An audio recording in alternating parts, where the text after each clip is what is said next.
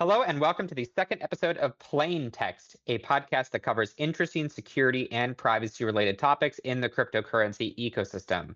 We will cover a different topic each episode, presenting a plain view of it, or at least as simple as we can make it. In each episode, we aim to include at least one expert guest who is knowledgeable on the subject.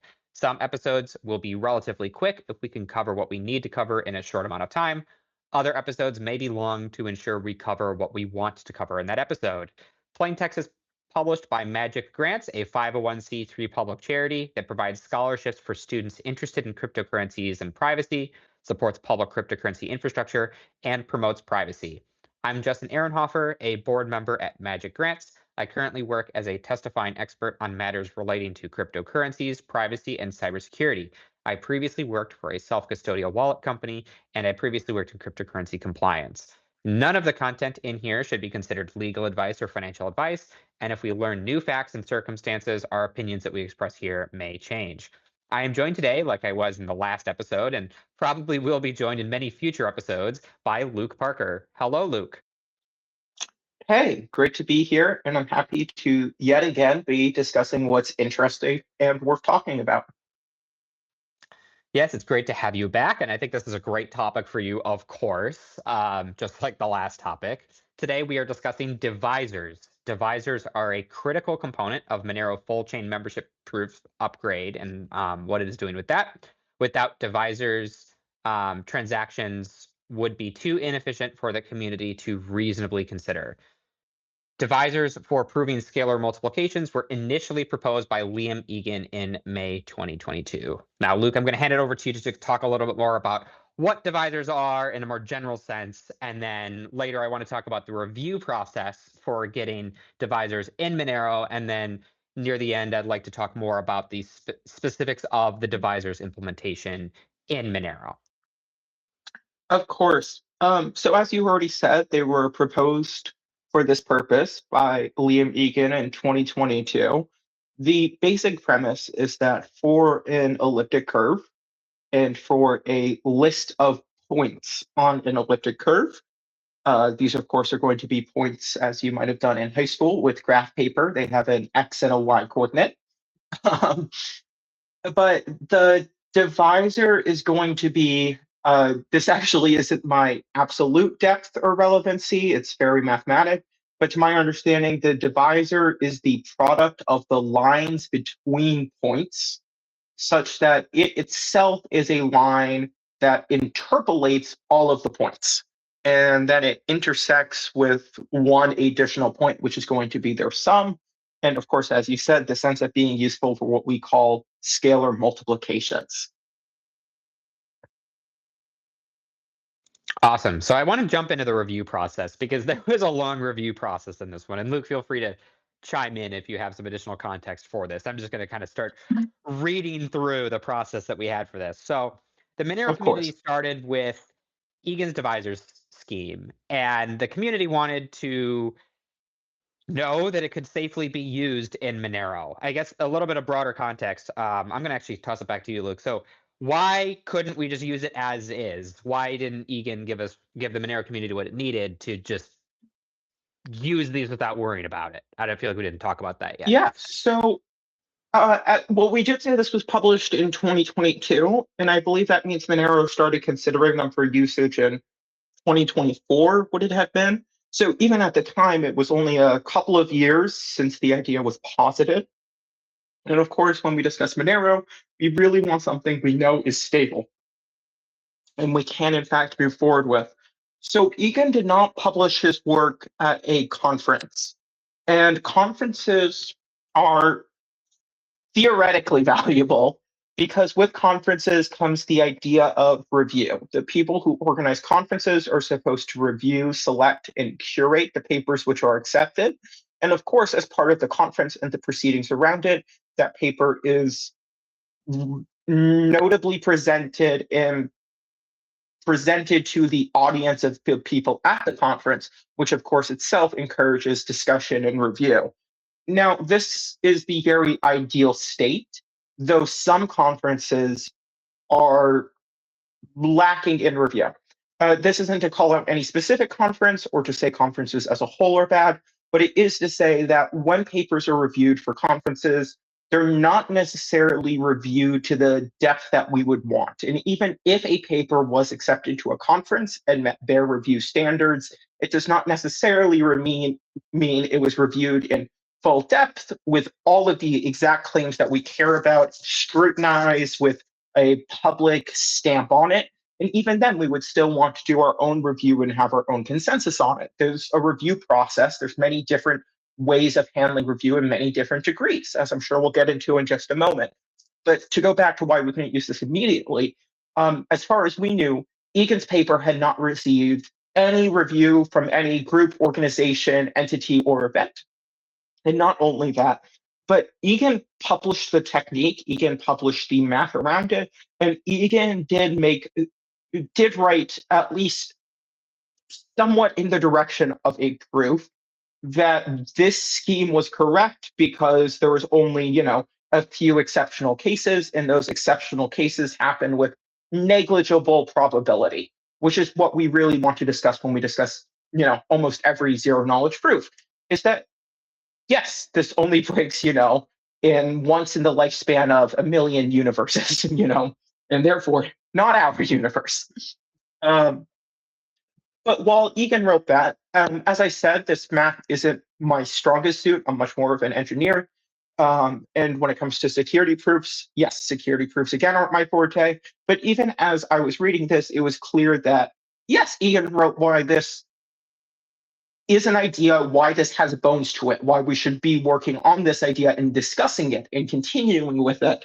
But Eagen's work was not something we found complete enough we could hand over for review. And even before we did that, we did want to write, or at least we wanted to have an entity write security proofs for it, and then have those reviewed to really be sure and confident about this.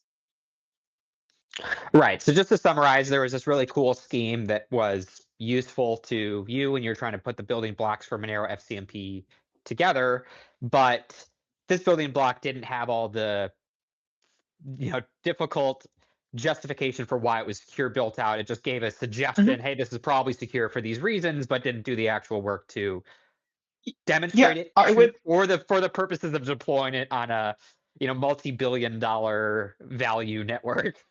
Yeah, I would say it was a really cool idea, and it justified why it was a valid idea. I could say, oh, I have a really cool idea. What if we make everything faster? How do you want to do that? Well, what if we just don't verify 90% of proofs? Like, amazing. That's now 10 times faster. We're also not verifying 90% of proofs. That's incredibly insecure. So, of course, what Eagen did is Eagen, in my opinion, did justify why we should be discussing this idea and why we could say this actually has grounds in a mathematical basis. But yes, when we want to discuss deployment, there was still work to do. Yeah, and to your point about the conference stuff, it's definitely an indicator of quality, but you can have really bad audits. You can have really good audits, right? It's an indicator if they can help you with quality, just like an audit might be an indicator that someone's looked at it, but the details of who looked at it, what they looked at, how long they looked at it, and those types of things are certainly they rhyme with conference papers as well. So there was additional and work. there also have been conference papers that have been broken, of course. A lot of very interesting and novel ideas go to conferences, and a few years later, well, there's a reason we didn't do that. Here it is, it's broken. So yes, conferences can definitely be great supporting evidence, but I would not say themselves that they qualify as review for something for the purposes of Monero. I think if there was a notable paper at a conference, then maybe, yes, we can just have cryptographers associated with the Monero project say, yeah, this seems good, let's move forward. But yes, we always are going to want to do our own review and have our own certainty, or as much as we can have it, of course, on the likely security of the scheme.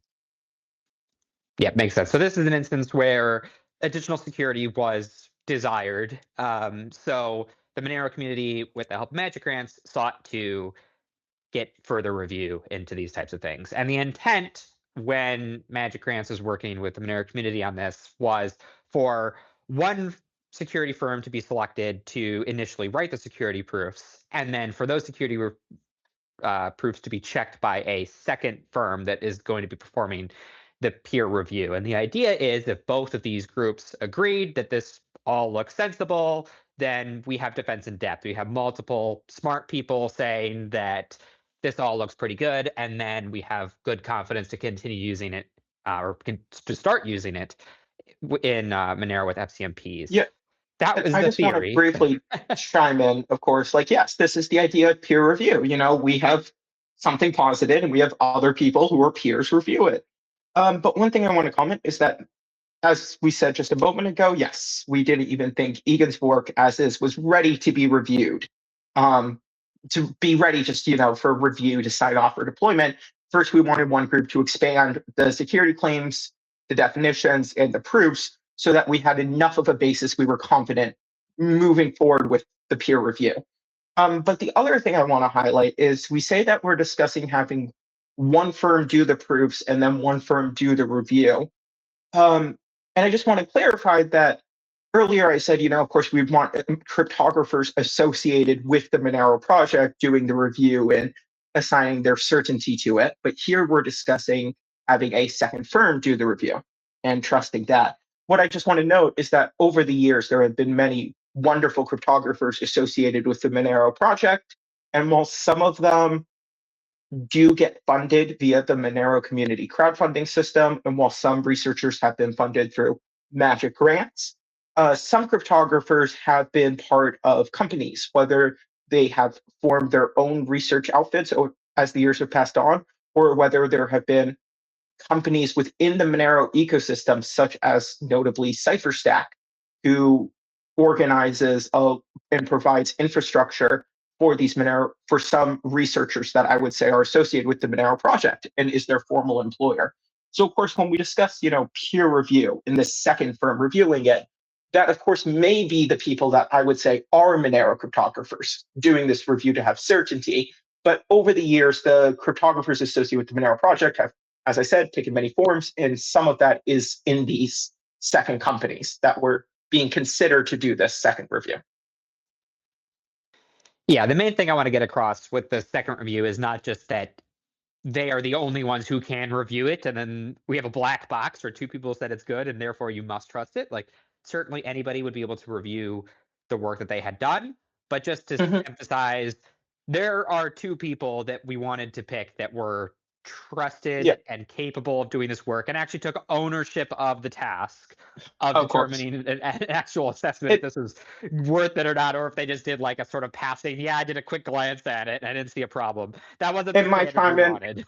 Yes, and my chime in is just that some of the people we considered would be the people I would call Monero cryptographers. Yeah, absolutely.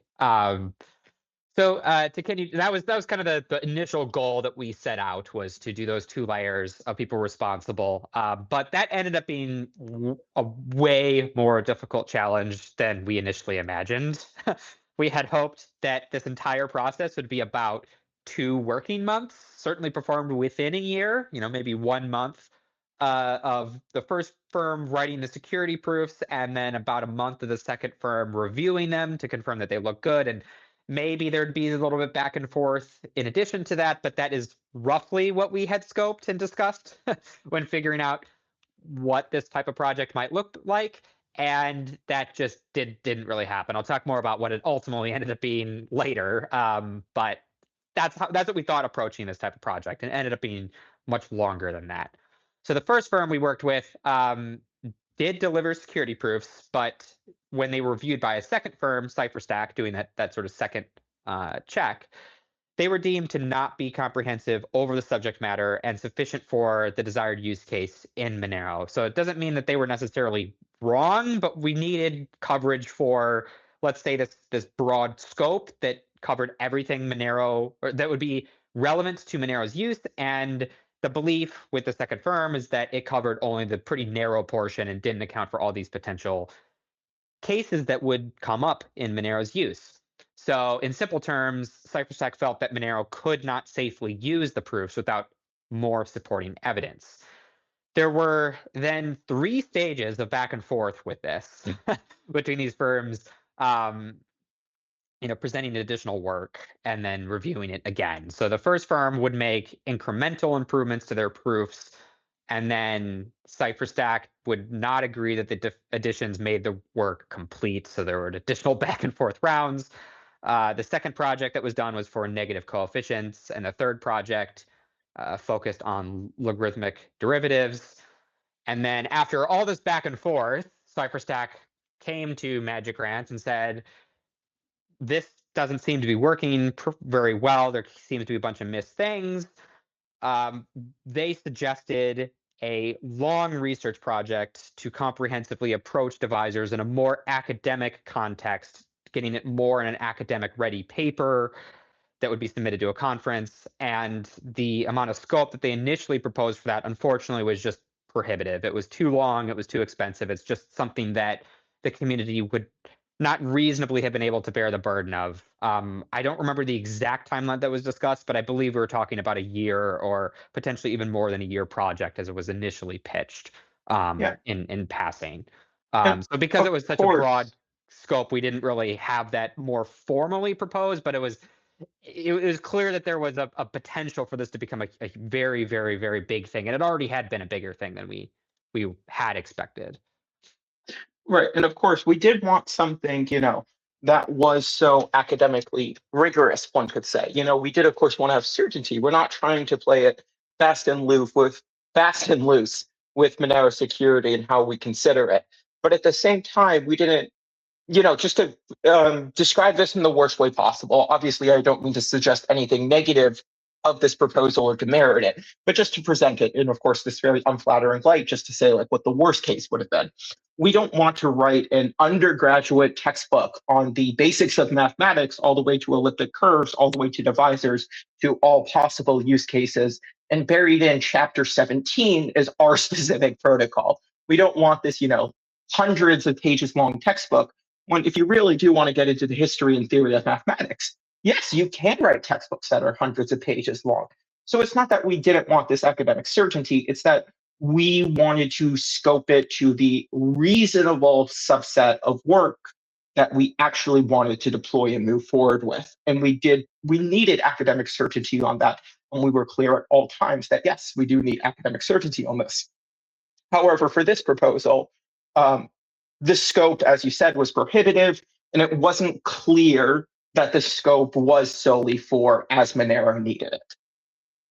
And even adding to that, like it might have been the case that we had, even if we were to agree to this type of super long, much more research, broad topic, we wouldn't necessarily know that after all this work, we would actually get what we needed out of it at the end of the tunnel, right? We might commit to a year-long research project and then still be like, well, this thing is still unknown, or actually it's not safe to use, right? So it would have been a potential for a huge investment for something that wasn't necessarily going to guarantee results. It might have investigated and have found this is insecure, and certainly that would have been a useful finding, but it might have taken a lot of money to get to a point where we're stuck in the same scenario where we still can't use something. Yeah. So I don't mean to criticize them for their scope at all, but as you said, the scope was prohibitive. And we can say the clear part to us is that there was definitely some miscommunication or mismatch over the scope. And from a project management standpoint, if that was going to be the scope necessary for divisors, then divisors were not going to be something we could consider. Hence why we said that scope doesn't work.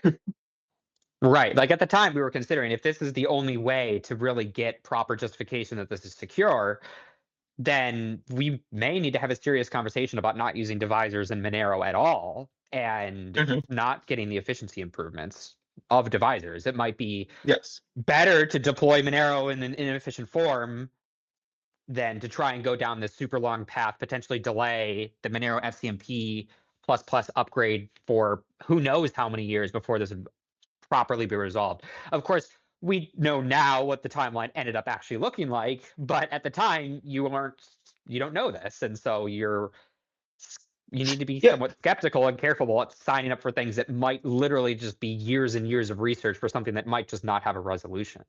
But I think we can definitely say, well, the timeline didn't end up being this 1 year complete effort, but we did still get results. So obviously, in hindsight, we can say that we were correct that the scope was not properly clear among all interested parties.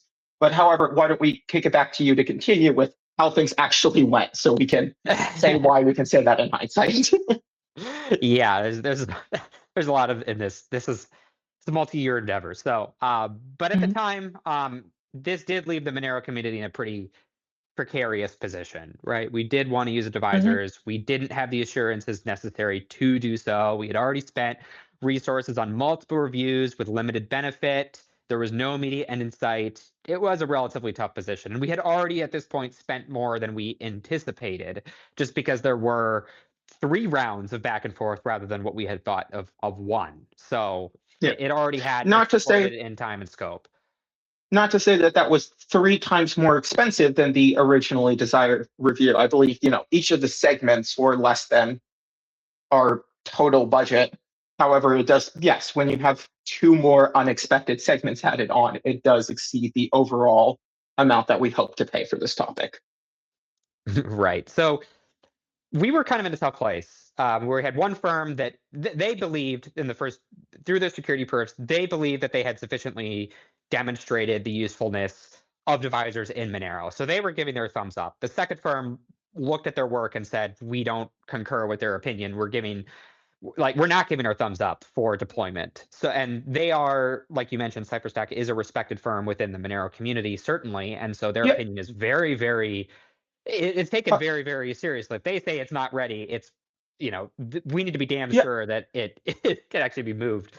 I would Um, say the people at CypherStack are Monero cryptographers. Not because they only work on Monero, not because the Monero project owns them, not because they're indebted to the Monero project, not because of formal titles, but because I believe the person I would describe as the lead researcher at CypherStack currently, not to say that he actually holds such a title, but when we talk about the researchers at CypherStack, I believe he is the most notable researcher, especially with the work for Monero, is going to be Brandon Goodall, who worked on the Monero project and was a really big contributor in the move to Ring CT and has done so much for Monero over the years that it's hard to say he isn't a Monero cryptographer. Again, not that he's obligated to Monero, but if we discuss Monero cryptographers almost like a hall of fame, the cryptographers who have done so much for Monero that you can't discuss the history of Monero without acknowledging these people and the immense amount of care that they gave to the protocol. In that respect, I don't see how you can't give Brandon Goodall, this honorary title of a Monero cryptographer who's so shaped the protocol of Monero, which is why, as you said, their opinion matters so much. It isn't just because of their researchers. CypherStack as a company has done amazing work for Monero, not only via providing infrastructure, but also continuing to engage with the Monero project and the work it needs.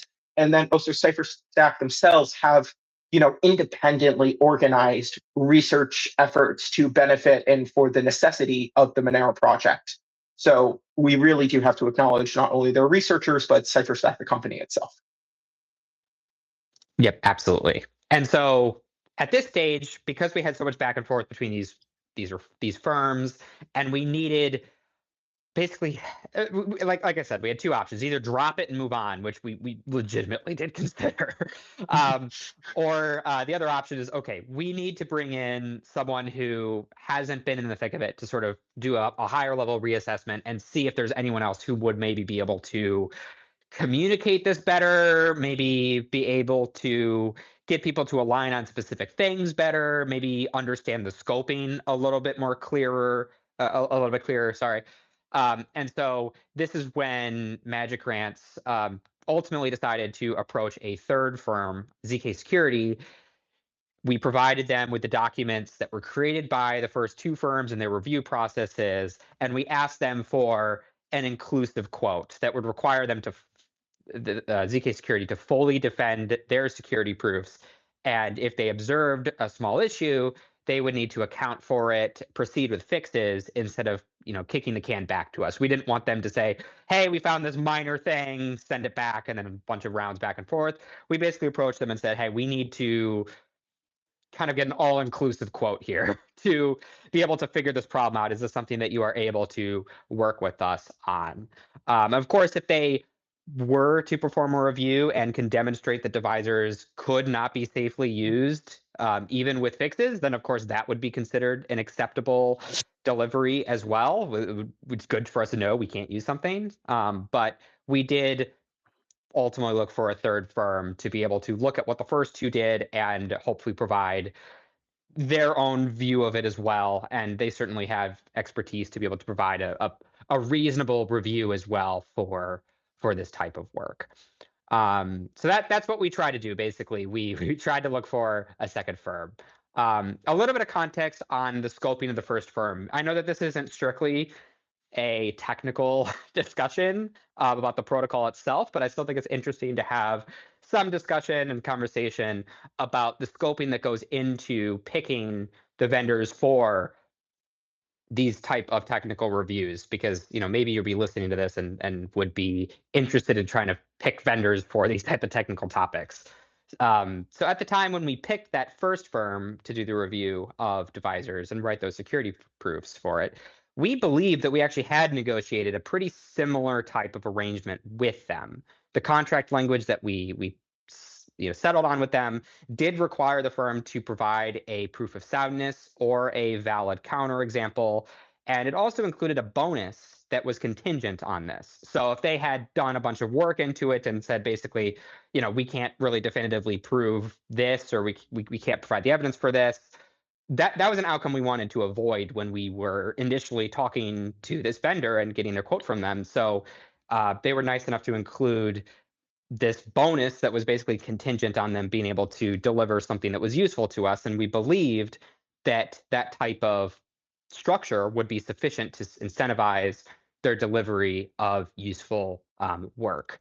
However, the specific scope language that we agreed to ended up being not specific enough and not comprehensive enough to cover the full usefulness of Divisors in Monero. This is, of course, something that should be obvious, knowing the second reviewer found it was not comprehensive for Monero's particular use case. So this led to, in the view of Magic Grants, sort of repeated, overly narrow deliveries, at least compared to the level of academic rigor that the Monero community expected before Divisors could be safely deployed onto the Monero network. So that's not to say anything that the contract was not delivered to or anything like that. It just is a primarily lesson to Magic Grants and the Monero community and others about how to scope these things, in making sure that the scope does match your expectations more clearly. There was an attempt at trying to do this. It proved insufficient for our purposes and ultimately led to more back and forth, but that is just some clarity I wanted to provide, is that we did actually try to account for this for the relationship with the first vendor, but it just was not sufficient for Monero's use at the end of the day. So all that out of the way, back to ZK Security. So we talked to them. We negotiated a contract for them to look and perform a third review that was inclusive. Like I said, if it would require them more time to feel comfortable with Divisors, they would be on the hook for that additional review time. And we were about to move forward with their review when we learned that CipherStack, back in the picture again, had decided to create security proofs of their own that ultimately led to them believing that Monero's use of Eagen's Divisors premise technique was secure. They presented their work as Silver Bullet, spelled SLVER bullet. So now we're in a situation where the first two firms that we had contracted to review the Divisors technique, they disagreed with each other's approaches, but they both agreed that Monero could safely deploy Divisors. So now we had two thumbs up, even though they took very different approaches to get there. I do want to just provide a bit more clarity. The Silver Bullet, so obviously there's a bunch of mathematics and a bunch of academic discussion here. Monero did propose, or at least I proposed, for the use in full chain membership proofs. And this is what Monero would, including in the full chain membership proofs plus upgrade, and therefore Monero proposed a very specific set of equations. And this specific set of equations was actually from Liam Egan's original paper. And the idea was, well, if Divisors work to this end, then we just have this equation that Eagen gave us, and we can use it to this effect. When Silver Bullet was originally published, it yielded a different set of equations, in that if you wanted to use it for this purpose, yes, there's this efficient equation, which then lets you use it for this purpose. But I believe their proposal included a different equation. So then I had to have back and forth with CipherStack and their work on Silver Bullet. But eventually, the comment from CipherStack, which I might be inaccurately stating to some small degree, I apologize if so, but the gist of it was that with further review and further time spent on it, that the equations I was proposing for Monero to use, as originally from Eagen, as the first firm had signed off on, that yes, they are also signing off on this exact literal construction. And that's the important point here. It's not just that CipherStack ended up agreeing through their work on Silver Bullet that we could use divisors, but CipherStack ended up agreeing that our exact literal proposal with the exact formulas for how to use them was so correct. Kind of a crazy place to end up in the same, or crazy set of circumstances to end up in the same place.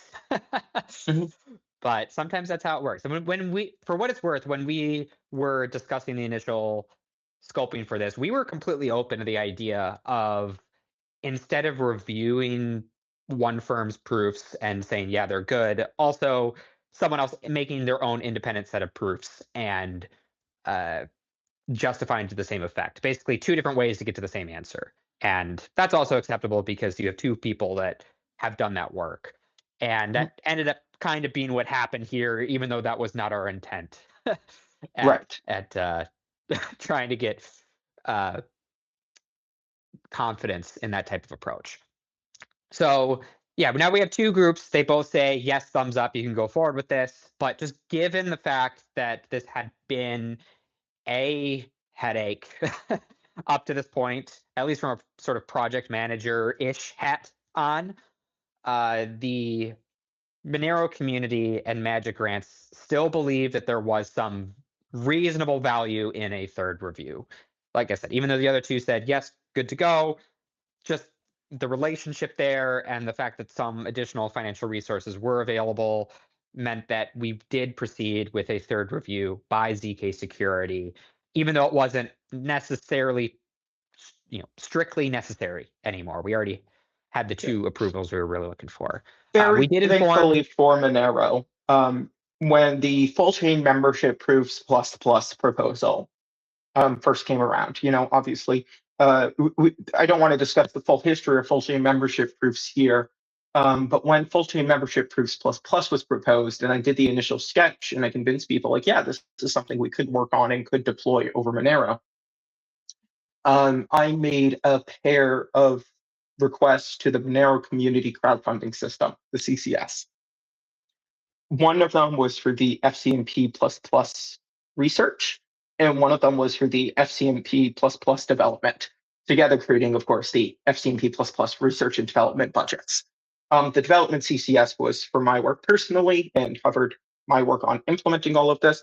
But for the research CCS, that was it was actually unorthodox for the CCS. It was not a CCS to fund any specific audit or to fund any specific entity. Instead, it was just to create a pool of funds where, instead of going to the community crowdfunding system with a specific proposal and needing to get, agreement to be merged and then to be funded from the community, instead this would allocate a pool of funds up front, where of course that had to be approved by the CCS, and then that itself was community crowdfunded.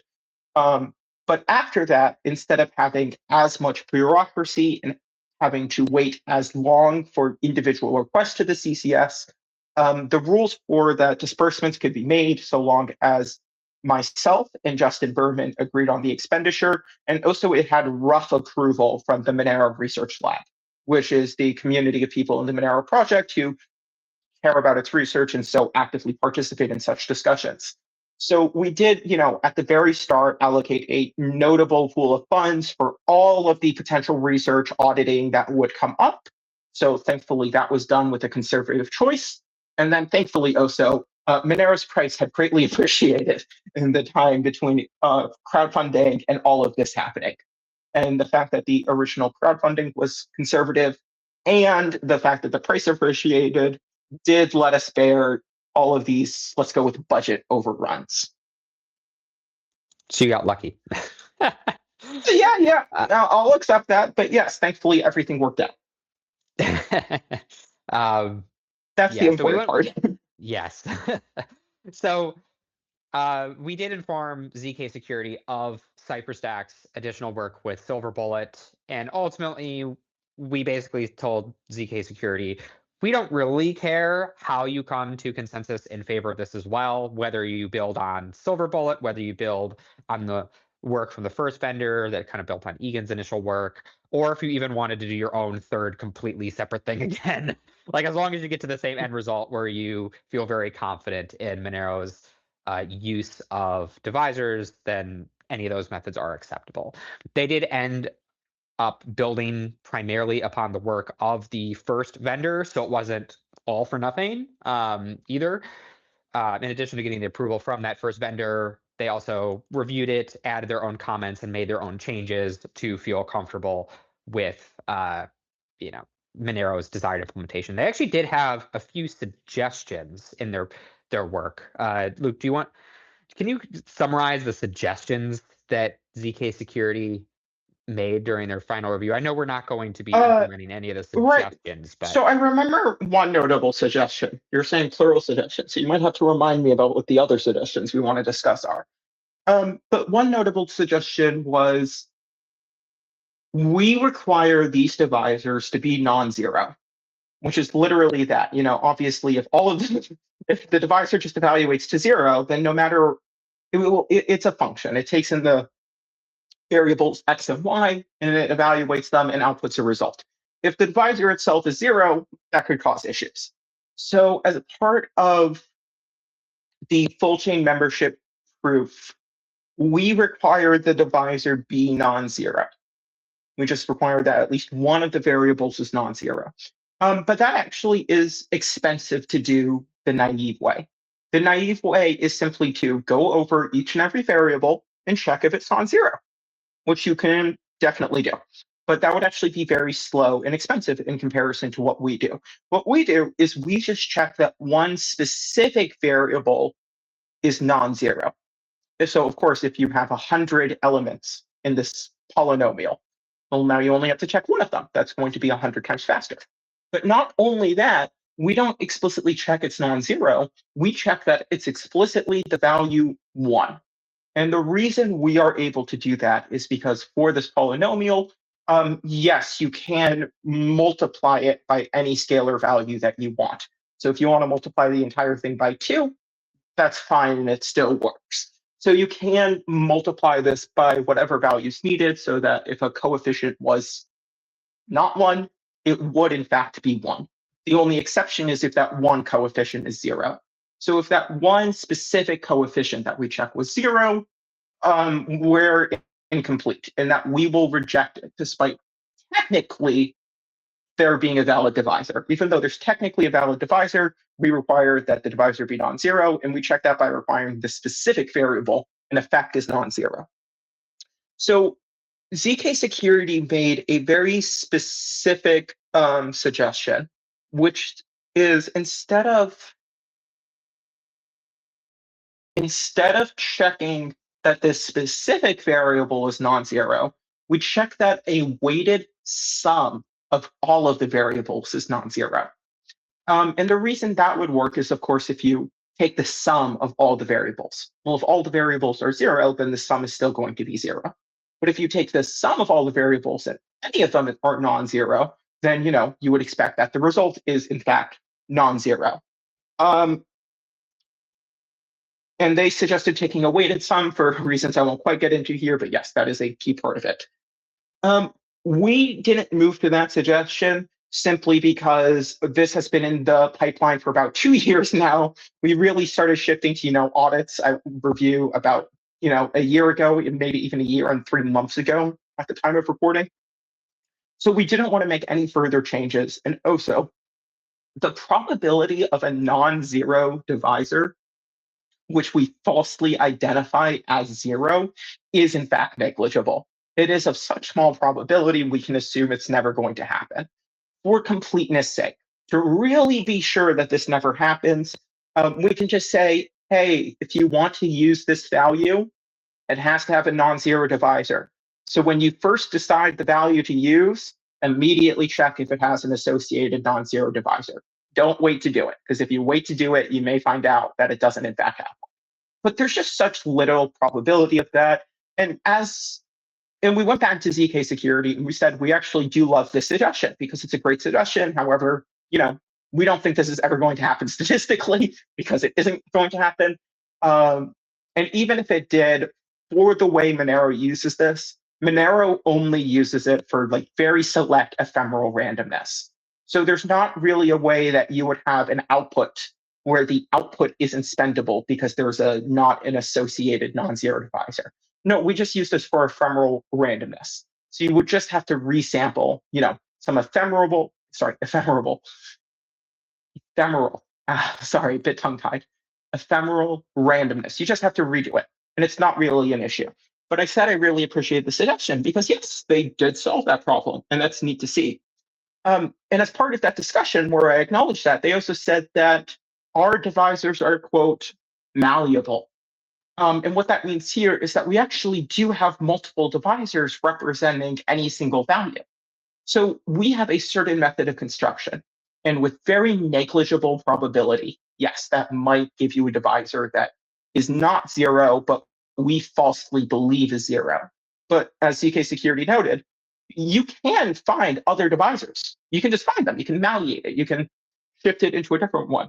So if we then ask ourselves, oh, well, if this one doesn't have this specific coefficient is non-zero, what are the odds that any of the possible divisors don't? It just becomes even further negligible. And it's a really neat thing they suggested, but it's really unnecessary for us to move to this late in development when we really don't want to move things at all. We just want it to be done and final and signed off on. So I remember that was one suggestion. Did you have another one that you wanted to raise, Justin? That's the only one I remember. I thought there were two for some reason, but I may just be misremembering.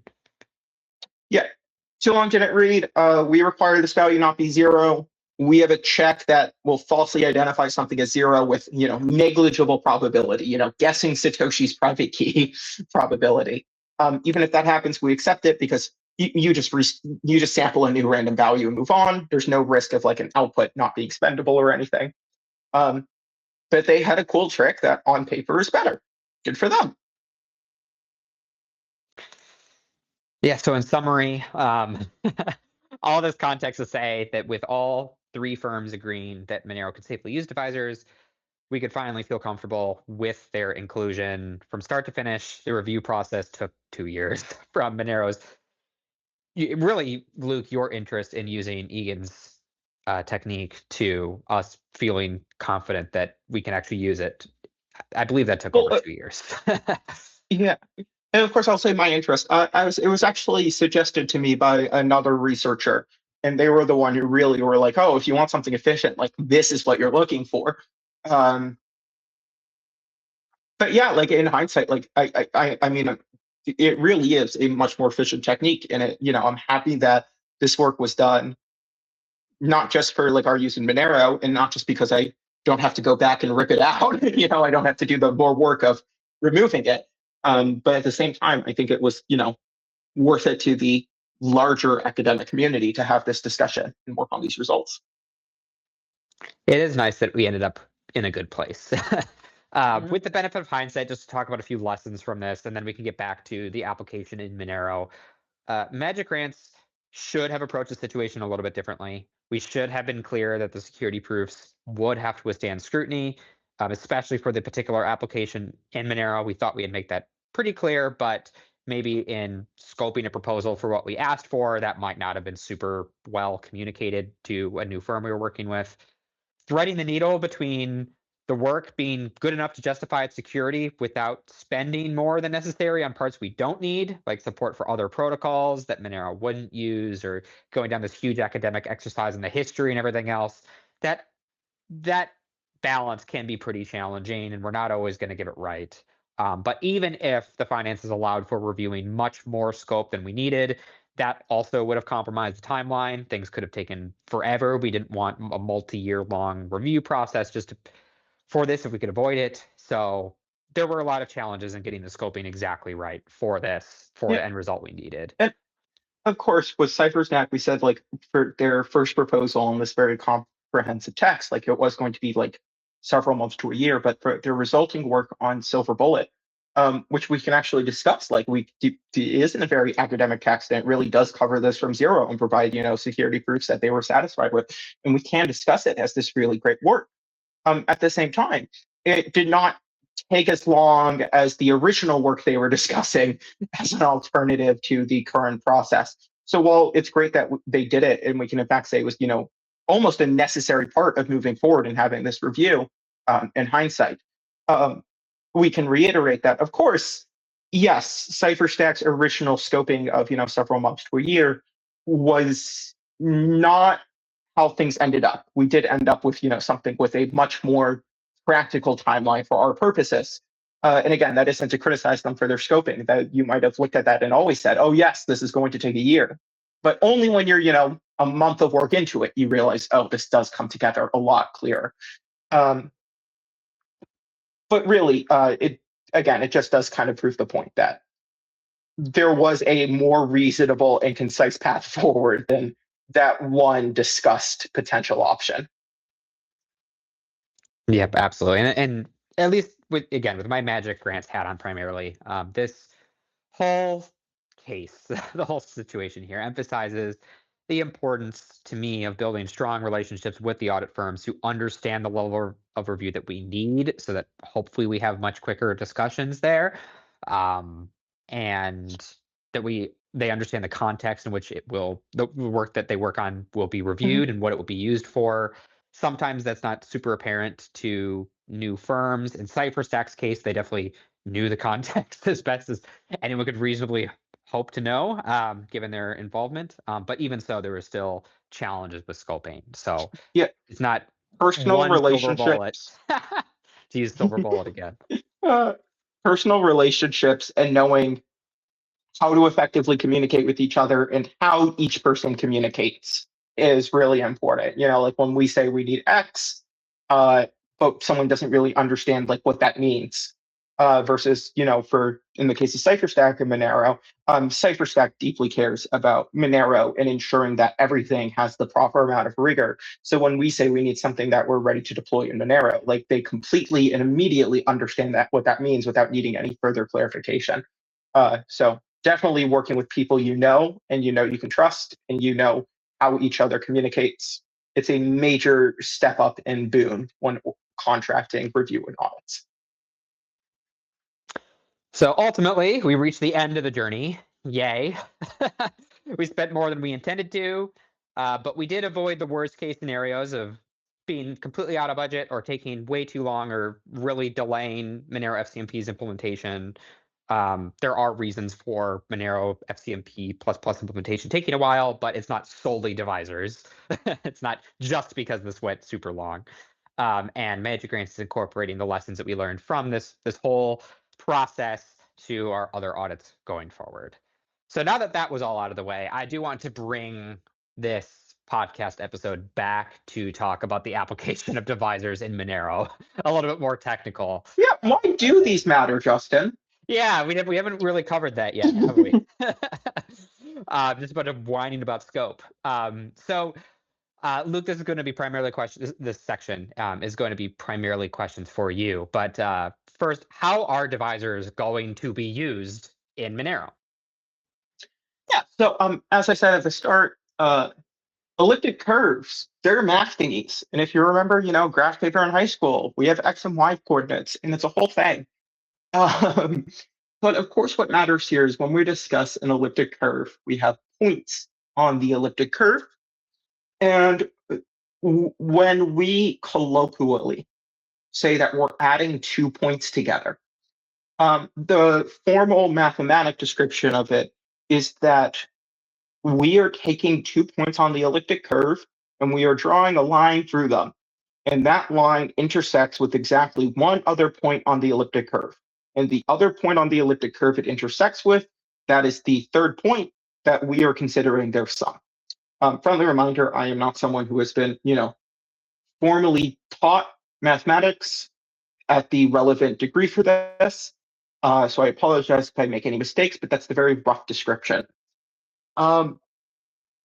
And this is important because we have to add together points a lot when we work with elliptic curve cryptography. The basic thing that we do is we have points and we add them together, and we do that in all sorts of various ways. I mean, the next thing we discuss would be like a scalar multiplication, where we have some big number. This might be a private key. And we want to multiply it by the point. Well, what we do for that is actually what's known as a double and add, where a double and add says if you have, a 256-bit number, well, you can represent its multiplication in 256 doubles, which is adding a point to itself, and 256 additions, which is adding 2 points together. So when we discuss scalar multiplication, which is like this very important thing, it's in a lot of crypto systems, private key and public key can kind of be whatever you want in any crypto system you want, as long as it's well defined. But for elliptic curve cryptography, we generally have the private key be a big number that we call a scalar, and the public key will be a point. And the way we create the public key is we'll use the private key in a scalar multiplication with some base point, some point everyone agrees on and says, yes, we're going to consider that like it's the number 1, but as a point. So when we're doing the scalar multiplication, we have to do a lot of doubles and adds. Now, within the full chain membership proof, we actually do have to do scalar multiplications. Within the full chain membership proof, there are some randomness values. And these randomness values are used to say, hey, I'm spending an output. I'm not telling you which output I'm spending because I'm adding this extra randomness to it. And this randomness doesn't change how much the output is for, but it does stop you from knowing which output I'm spending. So within the full chain membership proof, we have to assert that this randomness is being handled correctly. We don't want you saying, oh, I'm just adding some randomness and also 1 million Monero. No, and of course, we want to prove that you're only adding randomness and you're not changing how much Monero the output is worth. So as part of that, we load, I guess we need the colloquial term, we load the randomness into the full chain membership proof, which is itself a zero knowledge proof that doesn't reveal anything about anything except what we say, which is that this output is one output on chain, nothing more than that. And inside the full chain membership proof, we do a scalar multiplication. We say, here's the randomness. We do the scalar multiplication, and we say, here's the resulting point. And yes, for this output, which is itself represented as a point, or rather a few points, but that's not the relevant part here. If you just add in this randomness, you get the result I'm claiming to have. Therefore, the result I'm claiming to have is, in fact, this original output plus this randomness. But in order to assert that was done correctly, we have to do the scalar multiplication inside the circuit. And elliptic curve divisors just give us a very efficient way to handle that. Speaking of efficiency, what would the performance hit be to Monero transactions if Monero did not use divisors? Yeah, so there's really like a lot of different metrics that we can consider performance over. Like for the Monero protocol, it's really going to be what's the proof size and what's the computation time. As we discussed in our first episode, for full chain membership proofs, Monero is making use of a proof system known as generalized bullet proofs. And within the generalized bullet proofs, there are, again, a bunch of metrics that are going to impact how long the proof takes and the proof size. So what I would say is the most defining property for both the proof time and, at least for bullet proofs, the traditional case, the proof size, is going to be the amount of multiplications you do over secret variables. So, I have a secret variable X, I have a secret variable Y, and I'm going to multiply them together. That is going to be the most expensive thing you can do, and that is going to grow the proof size. That is different from when you say, oh, I have a private variable X, and I'm going to multiply it by 10. If everyone knows that we're multiplying it by the value 10, that's actually very cheap. It's only when we're multiplying two private variables together that things become expensive. So in order to represent elliptic curve, or scalar multiplications for an elliptic curve. Generally, in cryptography, we use 256-bit elliptic curves, or somewhere around there. And that matters here because it means when we have a private key, it is going to be 256 bits. So when we discuss the scalar multiplication and we discuss doing doubles and adds, we're going to be discussing, 256 doubles and 256 adds. Within a zero-knowledge circuit, we generally just do the additions. We do some pre-processing that allows us to remove the doubles. It's a thing I won't get into here. But basically, we have to represent 256 additions within the circuit to prove the correctness of the scalar multiplication. And finally, each of these additions is going to take about 3 multiplications of secret variables. So that means in total, for a 256-bit elliptic curve, doing a scalar multiplication inside a zero-knowledge circuit is going to take around 768 multiplications of secrets.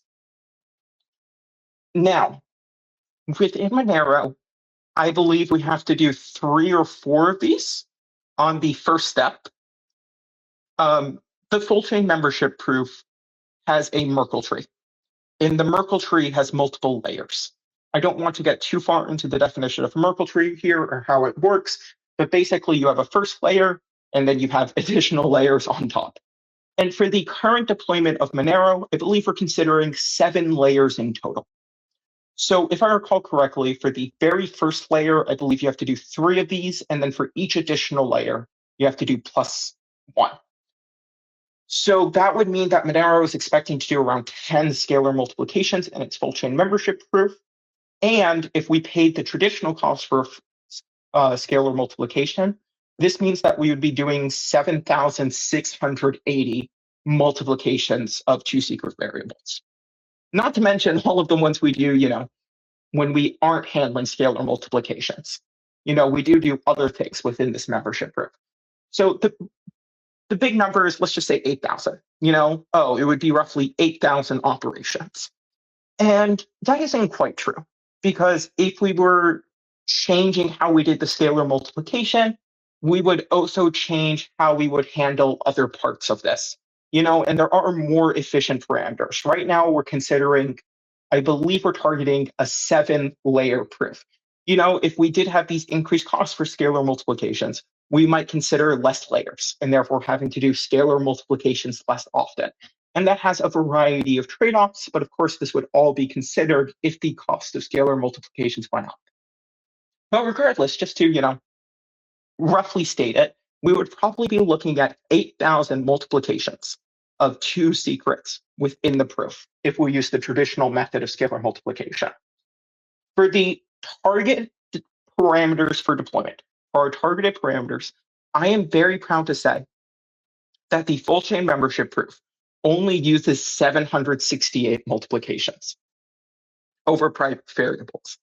The entire full chain membership proof that proves that your Monero is, one out of all of the possible outputs on the chain, which is today, I think over 110 million.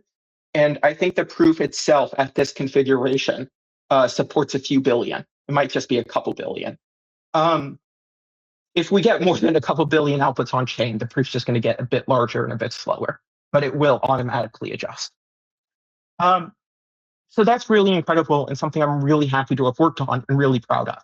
Our entire full chain membership proof, to say I'm one of these 110 million people, is the cost of just one traditional scalar multiplication, despite the fact we do 10 of them. And that's because while a traditional scalar multiplication would be 3 times the bits in your scalar, where for a 256-bit elliptic curve, we're going to be discussing a 256-bit scalar.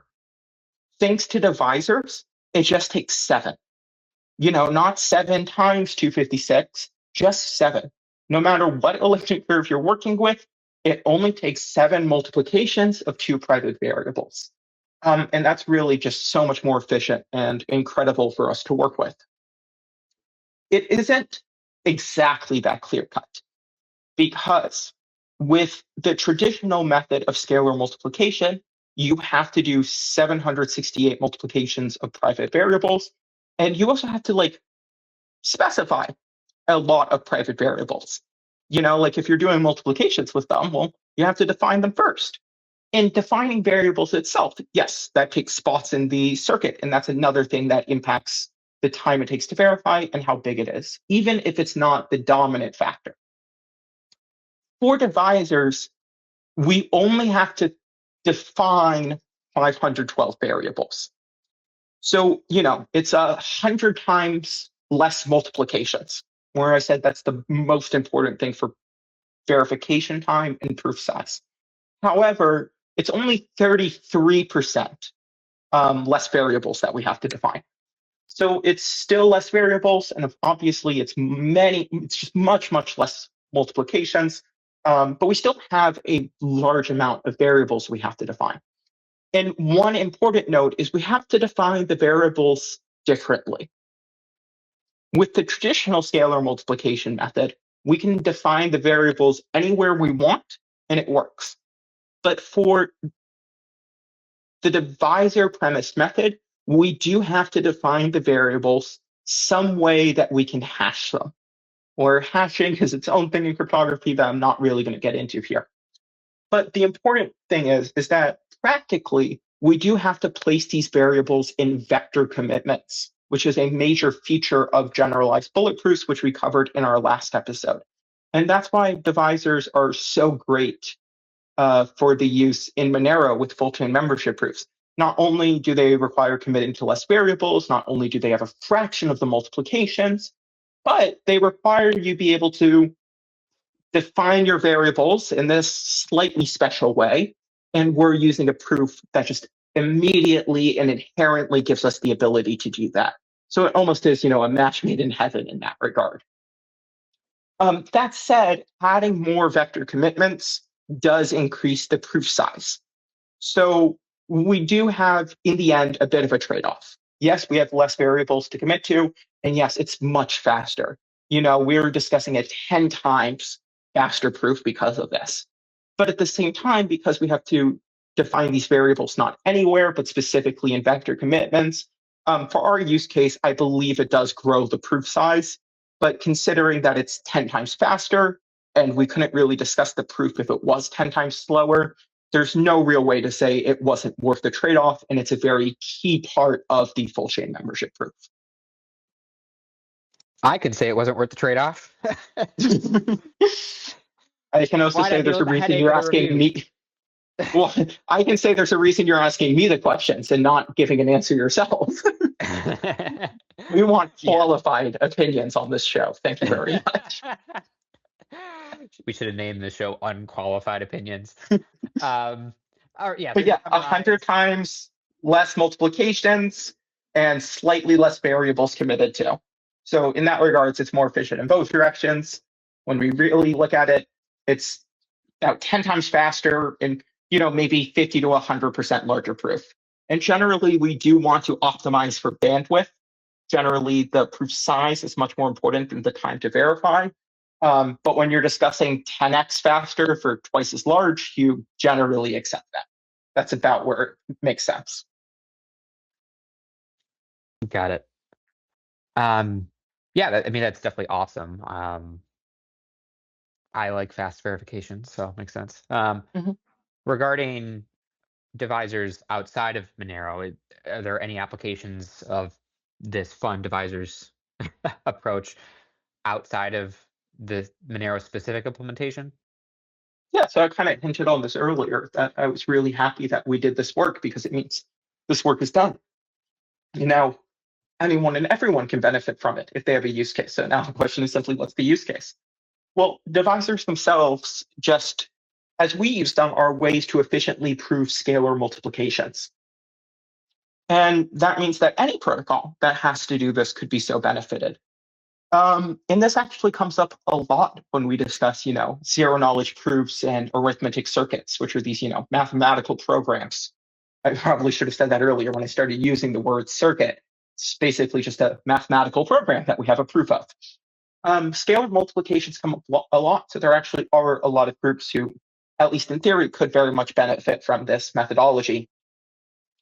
There was this one very notable paper a few years ago, maybe 2 years ago by now, titled Exponent verifiable random functions, which is really important. And it's a paper I really admire and appreciate for a variety of benefits to it. But the basic idea is that you can have a verifiable random function.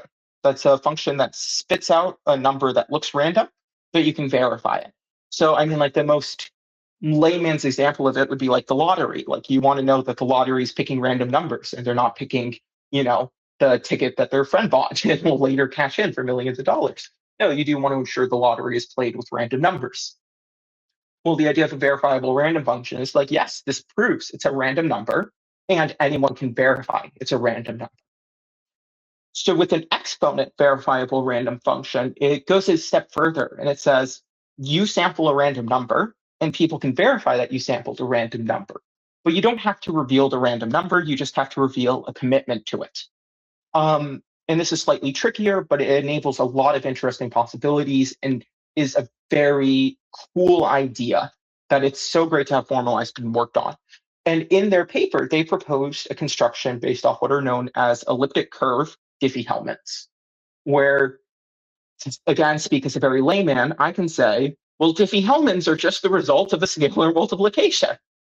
So in their paper, they proposed proving these Diffie-Hellmans using a bullet proof, and within the bullet proof, using the traditional method to prove a scalar multiplication. So I was actually able to reach out to the authors and communicate that you are presenting this proof, you're saying it has great performance.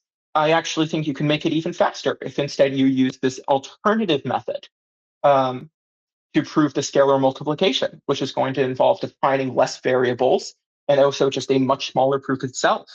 And I'm happy enough that that was actually incorporated back into their paper. In an update that they made, they included a section noting that instead of using the traditional method of scalar multiplication, you could instead premise it on using elliptic curve divisors to prove it and potentially have a much more efficient proof in that regard.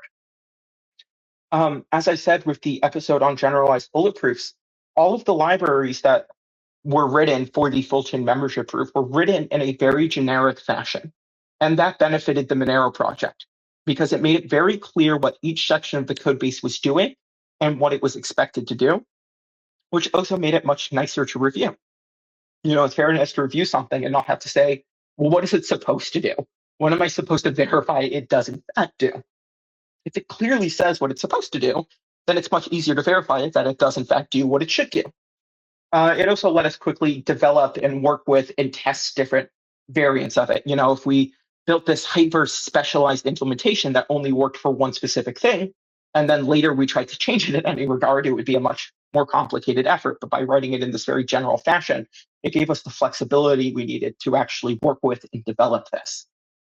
So as part of that, the work that was done on elliptic curve divisors and using them to prove scalar multiplications within a circuit, that was actually part of these libraries that are generic and able for anyone to use. So I would actually hope that if someone was working with bullet proofs and if someone was working with scalar multiplications, that they would actually use the libraries written for Monero's full chain membership proof effort, and that they would actually be able to themselves just directly pick those up and start using this technique. And to that end, as part of my work on Sarai, a decentralized exchange that is my own personal project, we designed a novel method for distributed key generation. This is where you want to create a key and you want multiple people to have shares of it, but not for any one person to have the key itself. I like the traditional example of you have a board of directors and you want any three of them to be able to make a decision and sign for the company. But you don't want any director to be able to go around and sign for the company. You only want, a majority of them to. So you might create a 3 of 5 key where you need 3 of them to come together to produce a signature out of 5 total. But it could be any 3. In order to create such a key, you would generally use a distributed key generation protocol. And the exponent verifiable random function, the paper for it, did include this distributed key generation protocol. However, when I was thinking about it and looking at it, I realized that you could actually use the premise of the exponent verifiable random function to create what was known as publicly verifiable encryption. This is where you can encrypt a message to someone, and someone who is not able to see the message. They can't see the message outright, and they're not able to decrypt the encrypted message to retrieve the message that way. They can still verify that the correct message is inside of it. And because of that, and because there was this very efficient way to do it derived from the EVRF paper, I proposed the scheme I'm really proud of for what's known as publicly verifiable secret sharing, which is where you have a secret and you send it in an encrypted form to other people, but other people can publicly verify it and make sure that you did it correctly. And that just dramatically simplifies the practical deployment and complexity of schemes. And that itself is part of the distributed key generation, where, a bunch of people get together to make a key. They all sample their own contributions to the secret, and they do this secret sharing protocol.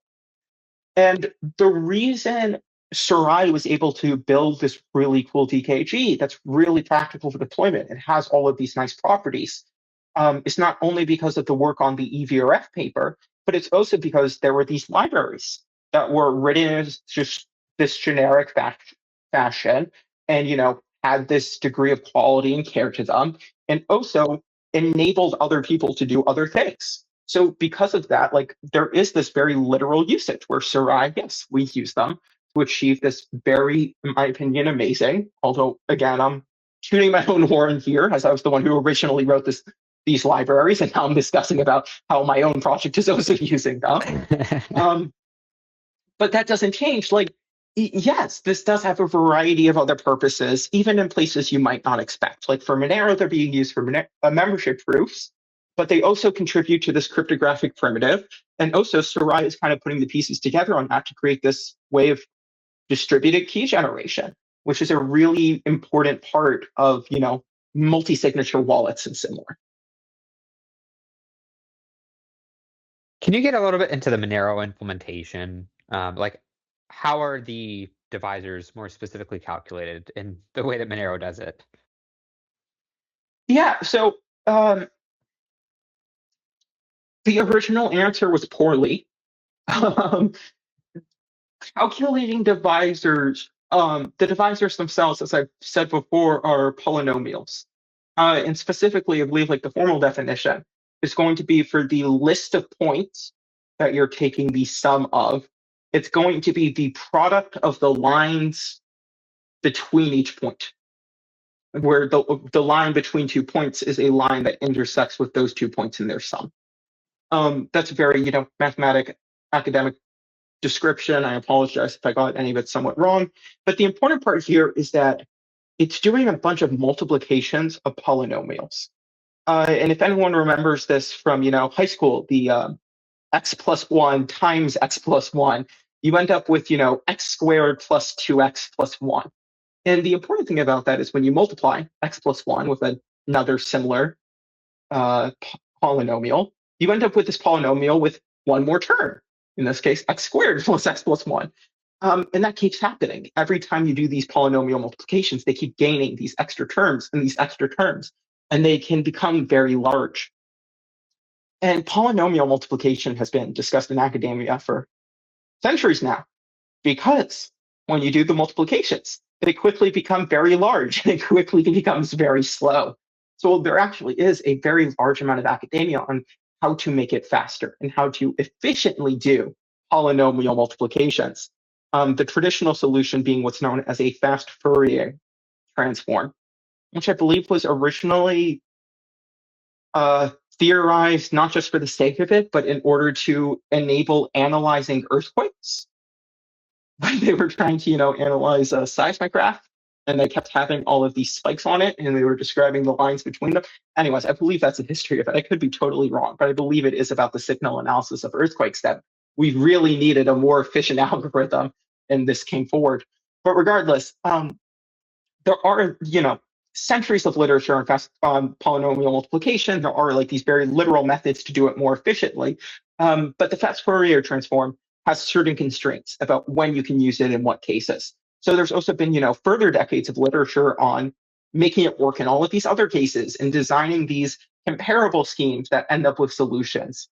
And I can continue and continue and continue. But basically, the original library that Monero did, which is the one I implemented, just implemented the polynomial multiplication in the very naive and simple way. And one part of that I'm proud of is that it was done in constant time.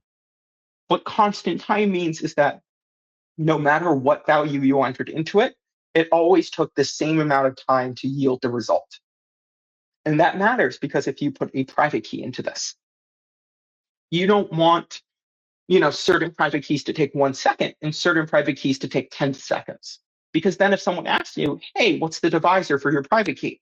And you answer within 1 second, well, then they immediately know your private key is one of the ones that only takes a second. And now they've learned information about your private key. That's the very simple way to present it. So we don't ever use this with private keys, but we do use this with randomness.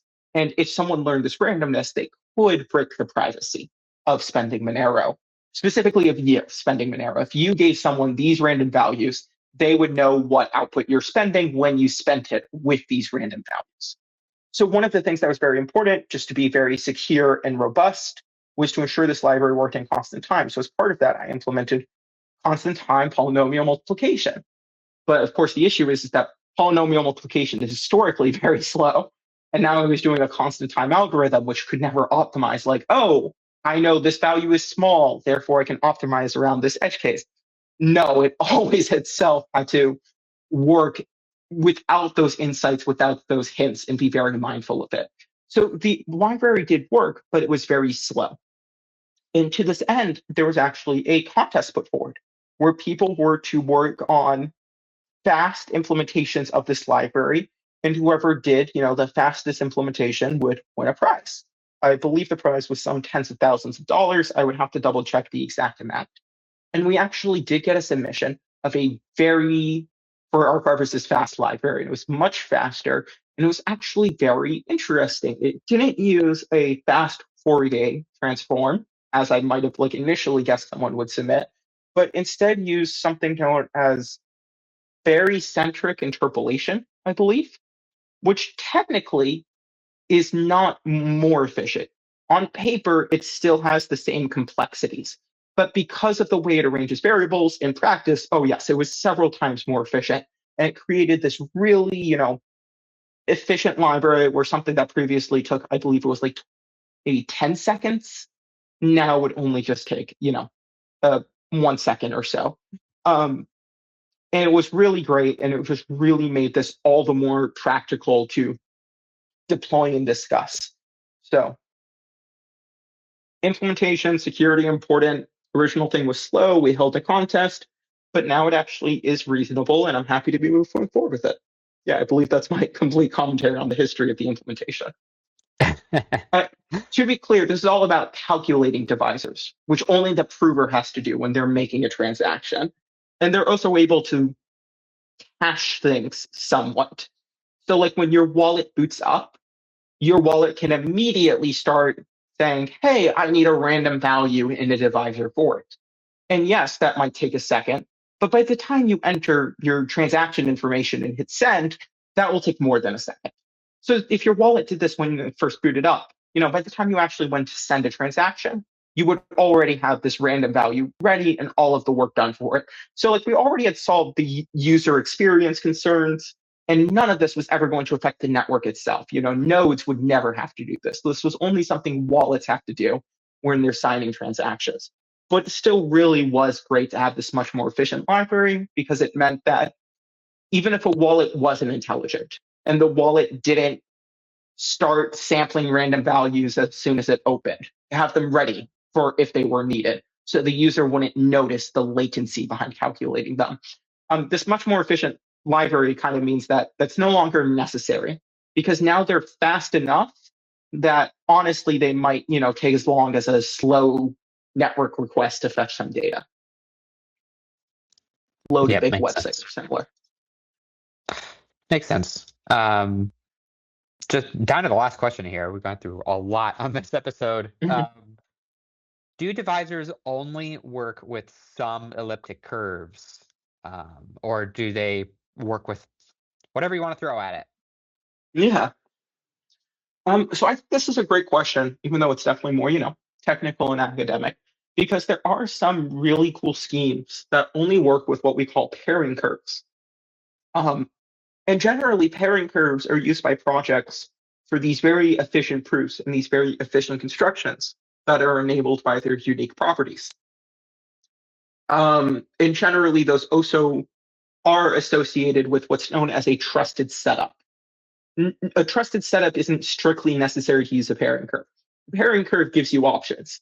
And then people frequently use much more efficient proofs that also have a trusted setup with all of what pairing curves gives you. But you can still get a lot of very efficient and interesting schemes over pairing curves, even without trusted setups. So there definitely is a lot of academia that's restricted to not just elliptic curves, but specifically pairing curves. So for divisors, one of the things I'm very happy about, because Monero doesn't make use of pairing curves. And it isn't that we couldn't, in theory, adopt one if there was a sensible way to. I obviously don't think we want to, migrate addresses and outputs, and we wouldn't discuss that. But if someone had a proof where only the proof had to use the pairing curve, yes, I think we could reasonably discuss the security of that and if the performance of it made sense. And